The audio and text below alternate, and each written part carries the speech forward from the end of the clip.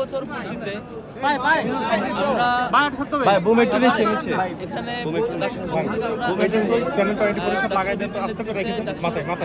সম্পাদকবৃন্দ সহ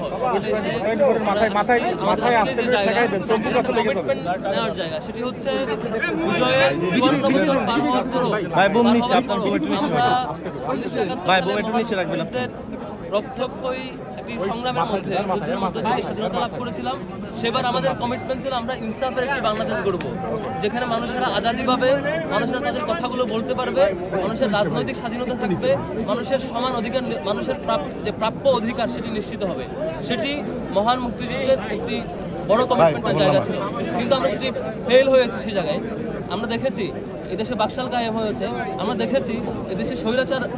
স্বৈরাচার কায়েম হয়েছে, আমরা দেখেছি এদেশে গুণ খুনের রাজনীতি হয়েছে, আমরা দেখেছি এদেশে দিন শেষে ফ্যাসিবাদও কায়েম হয়েছে। সব কিছু ছাপিয়ে জুলাই গণঅভ্যুত্থান পরবর্তী সময়ে আজকে 2025 সালের মহান বিজয় দিবস উপলক্ষে আজকে আমাদের কমিটমেন্ট নেওয়ার জায়গা, ডাকসু সহ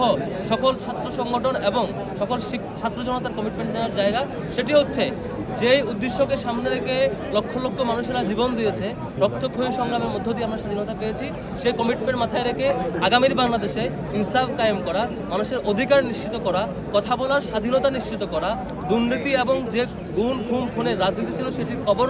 রচনা করা এবং আগামীর বাংলাদেশে সকল ধরনের অন্যায়, নির্যাতন এবং জুলুমের একদম পতন নিশ্চিত করা পর্যন্ত আমাদের যে লড়াই, সে লড়াই জারি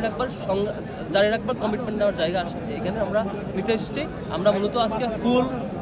ফুল দেওয়া এবং আনুষ্ঠানিকতা সেটি শুধুমাত্র একটি আনুষ্ঠানিকতা না, এর মধ্য দিয়ে আমরা যদি কমিটমেন্ট না নিতে পারি, আজকে এত মানুষ আসার মধ্য দিয়ে এখানে যতই ফুল দিয়ে না কেন, যতই আনুষ্ঠানিকতা উদযাপন করে না কেন, কমিটমেন্ট না নিয়ে যদি আমরা আমাদের করণীয় ঠিক করতে না পারি, দিন শেষে আবারও ব্যর্থতার দিকে আগাবো। আজকে 54 বছর পূর্তিতে এসে ডাকসুর এই অংশগ্রহণে আমরা আবারও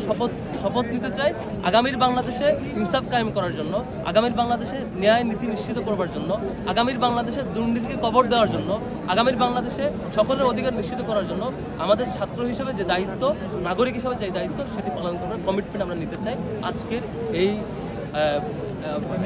সুন্দর আয়োজনের মধ্যে দিয়ে। আজকে বিজয় দিবসে কথা নিয়ে অনুরোধ করছি আমাদের ডাকসুর সমাজ।